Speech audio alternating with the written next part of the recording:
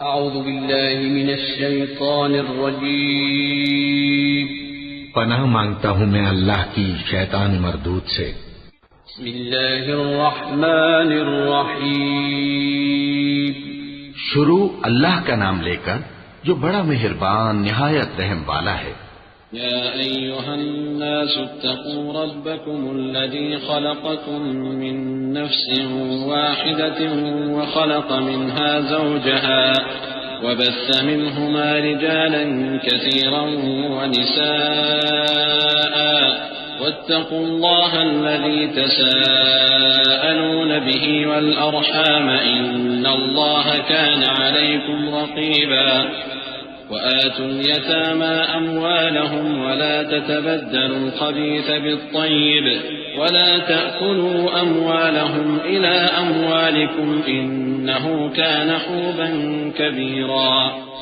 لوگو اپنے پروردگار سے ڈرو جس نے تم کو ایک شخص سے پیدا کیا، یعنی اول اس سے اس کا جوڑا بنایا، پھر ان دونوں سے کثرت سے مرد و عورت پیدا کر کے روئے زمین پر پھیلا دیے، اور اللہ سے ڈرو جس کے واسطے سے تم ایک دوسرے سے حقوق کا مطالبہ کرتے ہو، اور قطع رحمی سے بچو، کچھ شک نہیں کہ اللہ تمہیں دیکھ رہا ہے۔ اور یتیموں کا مال جو تمہاری تحویل میں ہو ان کے حوالے کر دو، اور ان کے پاکیزہ اور عمدہ مال کو اپنے ناقص اور برے مال سے نہ بدلو، اور نہ ان کا مال اپنے مال میں ملا کر کھاؤ کہ یہ بڑا سخت گناہ ہے۔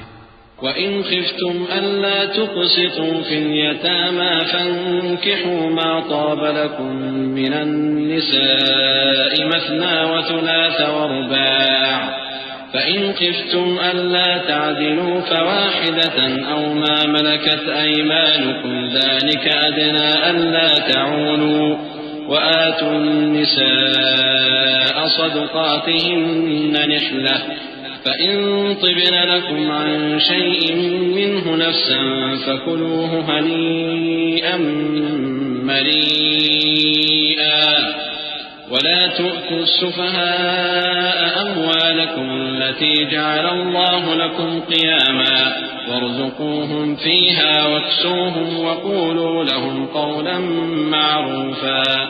اور اگر تم کو اس بات کا خوف ہو کہ یتیم لڑکیوں کے بارے میں انصاف نہ کر سکو گے تو ان کے سوا جو عورتیں تم کو پسند ہوں، دو دو یا تین تین یا چار چار، ان سے نکاح کر لو۔ اور اگر اس بات کا اندیشہ ہو کہ کئی عورتوں سے انصاف نہ کر سکو گے تو ایک ہی عورت سے نکاح کرو یا باندی سے تعلق رکھو جس کے تم مالک ہو، اس طرح تم بے انصافی سے بچ جاؤ گے۔ اور عورتوں کو ان کے مہر خوشی سے دے دیا کرو، ہاں اگر وہ اپنی خوشی سے اس میں سے کچھ تم کو چھوڑ دیں تو اسے مزے سے کھا لو۔ اور کم عقلوں کو ان کا مال جسے اللہ نے تم لوگوں کے لیے سبب معیشت بنایا ہے مت دو، ہاں اس میں سے ان کو کھلاتے اور پہناتے رہو اور ان سے معقول بات کہتے رہو۔ وَابْتَلُوا الْيَتَامَى حَتَّى إِذَا بَلَغُوا النِّكَاحَ فَإِنْ آنَسْتُم مِّنْهُمْ رُشْدًا فَادْفَعُوا إِلَيْهِمْ أَمْوَالَهُمْ وَلَا تَأْكُلُوهَا إِسْرَافًا وَبِدَارًا أَن يَكْبَرُوا وَمَن كَانَ غَنِيًّا فَلْيَسْتَعْفِفْ وَمَن كَانَ فَقِيرًا فَلْيَأْكُلْ بِالْمَعْرُوفِ فَإِذَا دَفَعْتُمْ إِلَيْهِمْ أَمْوَالَهُمْ فَأَشْهِدُوا عَلَيْهِمْ وَكَفَى بِاللَّهِ حَسِيبًا۔ لِلرِّجَالِ نَصِيبٌ مِّمَّا تَرَكَ الْوَالِدَانِ وَالْأَقْرَبُونَ وَلِلنِّسَاءِ نَصِيبٌ مِّمَّا تَرَكَ الْوَالِدَانِ وَالْأَقْرَبُونَ مِمَّا قَلَّ مِنْهُ أَوْ كَثُرَ نَصِيبًا مَّفْرُوضًا۔ وَإِذَا حَضَرَ الْقِسْمَةَ أُولُو الْقُرْبَىٰ وَالْيَتَامَىٰ وَالْمَسَاكِينُ فَارْزُقُوهُم مِّنْهُ وَقُولُوا لَهُمْ قَوْلًا مَّعْرُوفًا۔ اور یتیموں کو بالغ ہونے تک کام کاج میں مصروف رکھو اور جانچتے رہو، پھر بالغ ہونے پر اگر ان میں عقل کی پختگی دیکھو تو ان کا مال ان کے حوالے کر دو، اور اس خوف سے کہ وہ بڑے ہو جائیں گے یعنی بڑے ہو کر تم سے اپنا مال واپس لے لیں گے، اس کو فضول خرچی اور جلدی میں نہ اڑا دینا۔